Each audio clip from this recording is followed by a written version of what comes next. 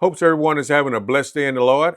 I'm doing a video today, basically going over making it my aim to study from multiple Bible translations in 2026 here. So I'm gonna go over the 2026 in 2026 the 7 translations that I'm going to utilize in my actual study for this year here. So it's good to always study the Bible from multiple translations. I mean, it will enrich your studies and it will help you get a greater understanding of Scripture as looking at different translation philosophies. And people always ask, what is the best translation? And the best translation is the one that you're going to pick up and read. So if you're going to look at what is the best translation is actually if you could actually, where you're able to read the original Hebrew and Greek text, which most of us don't have that ability there unless you done went to seminary, took some like logos classes there. So I have some of those classes there on studying the Bible in the original language. I can read some words or recognize some words rather, and be able to look up what those words means in the original language there. So that has been a big help for me. But a lot of times I just like looking at rather than doing all the work there, just looking at what different translations of the Bible and different translation philosophies. So there's a lot of different modes of translation. So I think you should have multiple types. The first type is the literal word, which is a word for word translation. So everyone should have in their study, I would say several, at least a couple word for word translations, and then like a thought for thought dynamic equivalent. Those will add, enrich your study, and help you in your walk with God. I highly recommend that. So the 7 that I use, which is my primary one, my primary Bible of choice is the Legacy Standard Bible. What I like about that Bible there, it is a literal word for word, precise translation of the original Hebrew and Greek. It's, some people call it kind of a little bit kind of woody, not as much as the New American Standard, but it sticks very close to the original language. So that is a big plus there. So I like about that there is they have like the footnotes at in that Bible there, so you can go down, and that's kind of related to the Hebrew and Greek there. They have like a little separate meaning, a little bit more detail. This is if you're going to get to this word, this is precise what to use, whereas it's more of another word that's used in the translation. They may have it in there. You go to that number there and you look down at the bottom, and it's going to give you the precision of what that word means in the original language there, which it might be a little bit wooden. We might not use that in our language today. So that is a big plus there. And my second Bible, another word for word, is the King James, not the King James. That's the one that I utilize also, and the New King James. I utilize both of those there. And so I was raised up on the King James, so that's why I love the King James. Now the King James, I kind of like done a little work. I done not a little work today of just reading through the King James. I went and read through like Romans chapter 12. As I was going through Romans chapter 12, I from my past study, I knew what those words, archaic words, what they meant in English. So a lot of times people today that has not been brought up on the King James Bible may read those Bible, and I've done that there in Bible study at church where I've asked people, tell me what this word means, and I get about 2 or 3 different answers, and then people say they don't know.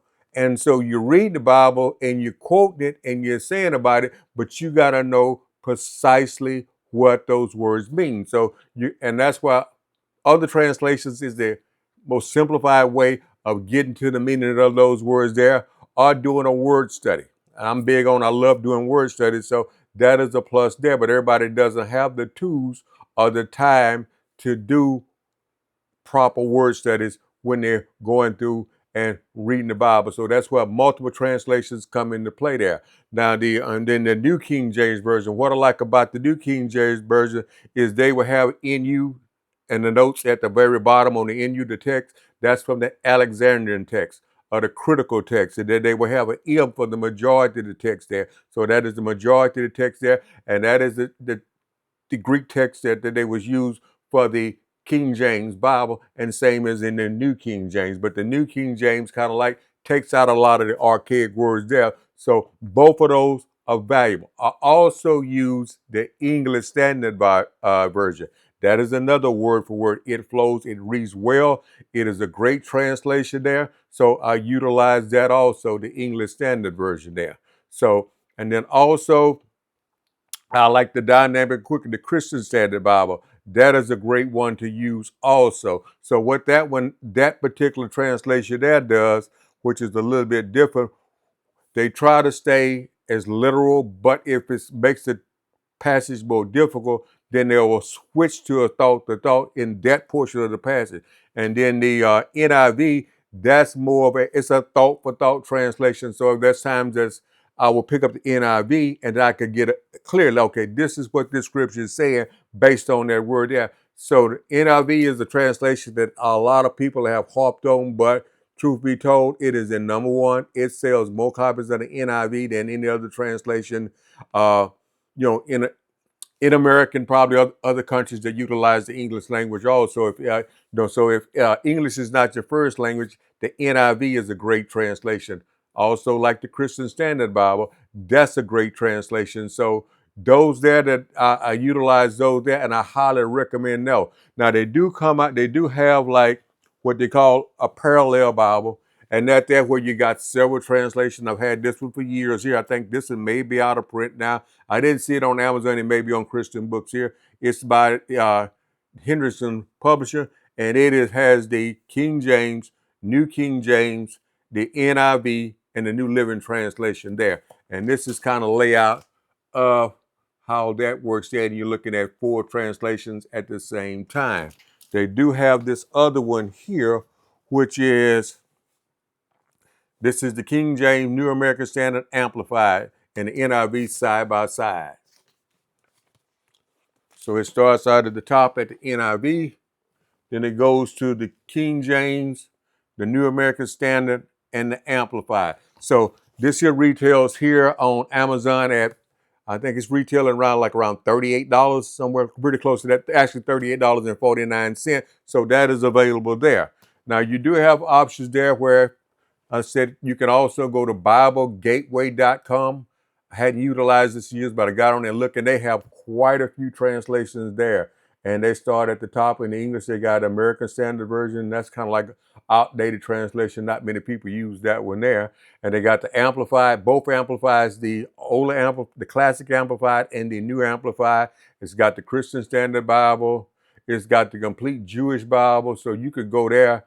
And that's got the English Standard Version, J.B. Phillips, King James, Legacy Standard, Living Bible, Message Bible, MEV, and so the New American Standard, the New Revised Standard. So you can find quite a few different translations that you could go to that website and utilize. If you have the Bible app on your phone, you can find multiple translations on the Bible app, so you could actually utilize those. So it's highly recommended that you study with multiple translations, and that's what they call the interlinear Bible. That is the most literal type is an interlinear Bible. This is one here. So this one here is the green English, and this is green interlinear Bible here. It comes in this is the New Testament here, and I do have 4 volumes. If you can see it up here on the shelf here, and these 3 volumes there, that's for the Old Testament there. So just kind of open this up and kind of show you there. I've done a review on these if you look at some of my past videos here. So you see here where it starts out, it's got the Greek text at the top, and it's got here, and then it got here like a gloss, meaning what it is saying, and it's got these Strong's numbers. So if you have a Strong concordance, you can look those up there.